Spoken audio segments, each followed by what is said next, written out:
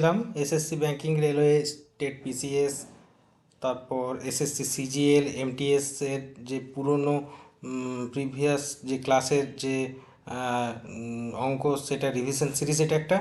তো আজকে আমরা শুরু করব সময় দূরত্ব সম্পর্কিত কিছু অঙ্ক নিয়ে। চলো দেখা যাক 1 নাম্বার অঙ্কে কি বলছে। রফিক বাইসাইকেলে চেপে 12 মিনিটে 2 কিলোমিটার দূরে স্টেশন পৌঁছায়। বাইসাইকেলের গতিবেগ ঘন্টায় কত ছিল? তাহলে এটা সলভ করার জন্য উম, গতিবেগ গতিবেগ অ্যাকচুয়ালি কি? অতিক্রান্ত দূরত্ব বাই সময়, কিন্তু আমাদের দেখতে হবে দুটো জিনিসই যাতে সেম ইউনিটে থাকে। আচ্ছা, আমি প্রথমে অঙ্কটা দেখাবো, তারপরে তোমরা নিজেরা ট্রাই করবে। দরকারে ভিডিওটা কিছুক্ষণের জন্য পজ করে নেবে, তারপরে না হলে বা কোনো রকম অসুবিধা হলে সলিউশনটা দেখে নেবে। চলো তাহলে দেখে নিই এটা সলিউশন এবার। দেখো, রফিক বাইসাইকেলে চেপে 12 মিনিটে 2 কিলোমিটার স্টেশন পৌঁছায়। অতএব মোট সময় 12 মিনিটকে আমরা ঘন্টায় নিয়ে চলে আসছি, যেহেতু কিলোমিটার প্রতি ঘন্টাতে আমরা বের করব। অতিক্রান্ত দূরত্ব 2 কিলোমিটার, তাই অতিক্রান্ত দূরত্ব বাই মোট সময় হচ্ছে গতিবেগ বের করাবার ফর্মুলা। অতএব 2/1/5 মানে 10 কিলোমিটার প্রতি ঘন্টা। অতএব রফিকের গতিবেগ 10 কিলোমিটার প্রতি ঘন্টা। আচ্ছা, এর পরের যে অঙ্ক আছে, 40 কিলোমিটার প্রতি ঘন্টা গতিবেগের একটি মোটর গাড়িতে করে 1.75 কিলোমিটার যেতে কত সময় লাগবে? ওই একই ফর্মুলা ধরে হবে, শুধু একটু আমাদের খেয়াল রাখতে হবে যাতে ইউনিট যে গতিবেগটা আছে সেই ইউনিটের সাথে যে আদার্স ইউনিটগুলো সেম হবে। তো দেখে নিই এটা সলিউশন একবার। তার আগে তোমরা একটু ট্রাই করে নেবে ভিডিওটা পজ করে, যদি অসুবিধা হয় তখন সলিউশন দেখে নেবে। দেখতে পাচ্ছি এখানে সলিউশন রয়েছে 40 কিলোমিটার প্রতি ঘন্টা বেগে যে মোটর গাড়িটা, 40 কিলোমিটার প্রতি ঘন্টা বলতে বোঝা যায় 1 ঘন্টায় তে সে 40 কিলোমিটার অতিক্রম করে। তাই আমি অঙ্কটা পাশে রাখছি, হ্যাঁ, যাতে তোমাদের কোনো অসুবিধা না হয়। আমি এটা একটু জুম করে নিলাম, জুম করে সলিউশনটা রইল, আর অঙ্কটা আমি একটু দেখাবার চেষ্টা করছি। ঘন্টা মানে দূরত্ব যাচ্ছে 40 কিলোমিটার, ঘন্টা সময় হচ্ছে 1 ঘন্টা। তাহলে 1.75 কিলোমিটার যেতে কত সময় নেবে নির্ণয়ের সময়? এটা ক্যালকুলেশন করলে দেখা যাচ্ছে এখানে যে 60 দিয়ে গুণটা দেখছো, এটা অ্যাকচুয়ালি ঘন্টাতে আছে, সেটাকে আমরা মিনিটে করার চেষ্টা করেছি। যেহেতু এটা অনেকটা ফ্র্যাকশানে চলে আসছিল, সেজন্য এটাকে মিনিটে করে নিয়েছি। 60 দিয়ে গুণ করে দেখা যাচ্ছে 2.625 মিনিট আসছে, যেটাকে 2 মিনিট এবং 0.625 মিনিটটাকে আরও 60 দিয়ে গুণ করে সেকেন্ডে করে নেওয়া হয়েছে। অতএব 2 মিনিট 37.5 বা 37.5 সেকেন্ড সময় লেগেছে রফিকের। চলে আসছি পরের প্রশ্নে। পরের প্রশ্নে কি বলছে দেখা যাক। সমান গতিবেগে একটি মোটর গাড়ি 6 ঘন্টা 12 মিনিটে 217 কিলোমিটার যায়। 273 কিলোমিটার যেতে তার কত সময় লাগবে? দেখা যাক এর সলিউশন। 217 কিলোমিটার যেতে সময় লাগে 6 ঘন্টা 12 মিনিট। আচ্ছা, আমরা 6 ঘন্টা 12 মিনিটটাকে টোটাল একটা ইউনিটে করে নিলাম, টোটাল 372 মিনিট। এখানে সময় দূরত্বের যে সম্পর্ক, তাতে দেখা যাচ্ছে 217 কিলোমিটার যেতে সময় নিয়েছে 372 মিনিট। এখানে যেটা বের করতে বলেছে 273 কিলোমিটার যেতে সময় কত লাগবে নির্ণয় করে দেখা গেল 7 ঘন্টা 48 মিনিট। চলে যাব আমরা পরের প্রশ্নে।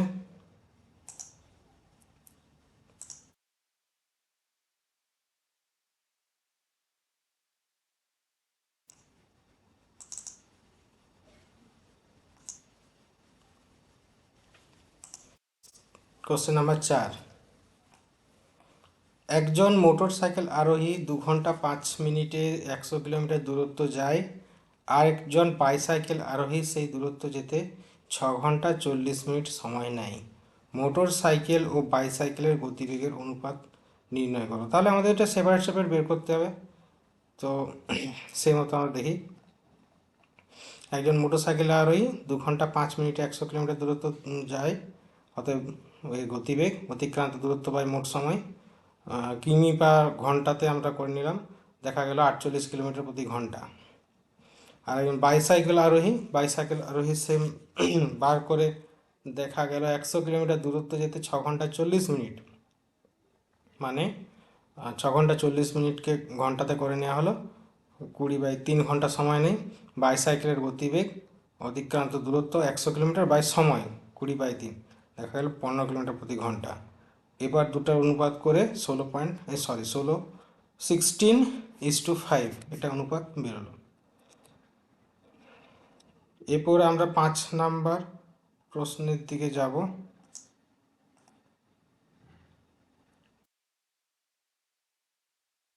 5 নাম্বার প্রশ্নে বলেছে, রিক্সা ভ্যানে করে কদমতলার হাটে পৌঁছতে সুকুমারের বাবার 2.5 ঘন্টা সময় লেগেছিল। বা বাড়ি থেকে কদমতলা হাটের দূরত্ব যদি 27.5 কিলোমিটার হয়, তবে ভ্যানের গতিবেগ কত ছিল? তাহলে রিক্সা ভ্যানে করে কদমতলা হাটে পৌঁছাতে সুকুমারের বাবার 2.5 ঘন্টা সময় লেগেছিল। সময় তাহলে 2.5 ঘন্টা, দূরত্ব 27.5 কিলোমিটার। সেম ফর্মুলা, ভ্যানের গতিবেগ অতিক্রান্ত দূরত্ব বাই মোট সময় 27.5 কিলোমিটার, তাহলে 11 কিলোমিটার প্রতি ঘন্টা। উত্তর এটাই। এর পরের প্রশ্ন চলে যায়। প্রশ্ন নাম্বার 6, সমান গতিবেগে চলে একটি মালগাড়ি 2 ঘন্টা 45 মিনিটে 49.5 কিলোমিটার দূরের একটি স্টেশনে পৌঁছায়। 58.5 কিলোমিটার দূরে স্টেশনে পৌঁছাতে গাড়িটির কত সময় লাগবে? সমান গতিবেগে চলে এমন মালগাড়িটি 2 ঘন্টা 45 মিনিটে 49.5 কিলোমিটার দূরের একটি স্টেশনে পৌঁছায়। অর্থাৎ মালগাড়ির বেগ এখান থেকে বের করে নিলাম। এটা খেয়াল রাখবে, 2 ঘন্টা 45 মিনিটকে ঘন্টায় করে নিলাম হলো। তাহলে যে গতিবেগটা সেটা কিমি প্রতি ঘন্টা বেগে বেরোবে। এরপর ওই একই বেগে 58.5 কিলোমিটার দূরের একটি স্টেশনে পৌঁছাতে সময় লাগবে। অতিক্রান্ত দূরত্ব 58.5 বাই বেগ, যেহেতু একই সমবেগে বলেছে, একই বেগে 18 দিয়ে ভাগ করে 3.25 ঘন্টা, মানে 3 ঘন্টা 0.25 ঘন্টাকে মিনিটে করে নেওয়া হলো 60 দিয়ে গুণ করে, তাহলে উত্তর 3 ঘন্টা 45 মিনিট। চলে যাব আমরা পরের প্রশ্ন নাম্বার 7। সন্দীপন সাইকেলে চেপে 45 মিনিটে এক বন্ধুর বাড়ি যায়, কিন্তু ফেরার সময় সাইকেলের চাকায় হাওয়া না থাকায় ঘন্টায় 3.2 কিলোমিটার বেগে হেঁটে আসতে তার 3 ঘন্টা 45 মিনিট সময় লাগে। সাইকেলের গতিবেগ কত ছিল? দেখে নিই। আচ্ছা, এখান থেকে আমরা নিজের সুবিধা মতো করেছি। তোমরা আগে এক কাজ করো, ভিডিওটা একটু পজ করে অন্য কোনো মেথডে যদি পারো শর্টে করতে, অবশ্যই ট্রাই করো। তো মানে অ্যাকচুয়ালি ম্যাথ তুমি যেভাবেই শুরু করবে, কোনো না কোনোভাবে সেই একই মানে স্টেপ বাই স্টেপ এগিয়ে গেলে উত্তর ঠিক একই বেরোবে। সেটার জন্যই আমি এখান থেকে জাস্ট শুরু করে নিয়েছি, তাই আর অন্য শর্টে কোনো কিছু করিনি। প্রথমে ধরে নিয়েছি বাড়ি থেকে বন্ধুর বাড়ির দূরত্ব এক্স, সন্দীপনে যাওয়ার সময় সাইকেলের গতিবেগও ধরে নিয়েছি ওয়াই, কিলোমিটার প্রতি ঘন্টা। এখান থেকে একটা সম্পর্ক পেয়ে গেছি, x is equal to 3/4y। আবার 3.2 কিলোমিটার প্রতি ঘন্টা বেগে হেঁটে আসতে 3 ঘন্টা 45 মিনিট, মানে এটাকে ঘন্টায় করে নিলাম, 15/4 ঘন্টা সময় লাগে। তাহলে এক্সের মান এখান থেকে পেয়ে গেলাম 12 কিলোমিটার, ওয়াইয়ের মান 16 কিলোমিটার, সাইকেলের গতিবেগ 16 কিলোমিটার প্রতি ঘন্টা। চলে যাব পরের প্রশ্নে, প্রশ্ন নাম্বার 8। প্রশ্ন নাম্বার 8-এ বলছে, তোমার বাবা বাড়ি থেকে মোটর সাইকেলে এক জায়গায় গিয়ে 1 ঘন্টায় কাজ সেরে বাড়ি ফিরে এলেন। এতে তার মোট 3 ঘন্টা 30 মিনিট সময় লেগেছিল। যদি মোটর সাইকেলের গতিবেগ ঘন্টায় 40 কিলোমিটার হয় তবে বাড়ি থেকে স্থানটির দূরত্ব কত ছিল? 8 নম্বর প্রশ্ন,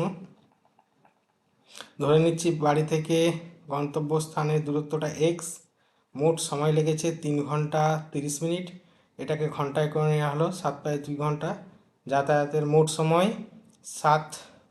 এখানে এক বাদ দেওয়া হলো কেন? 1 ঘন্টার কাজে লেগেছে, তাহলে ওটা যেহেতু যাতায়াতের মধ্যে ইনক্লুড নয় সেটা বাদ দিয়ে দিলাম, তাই 5/2 মানে 2.5 ঘন্টার সময় যাতায়াতে মোট লেগেছে।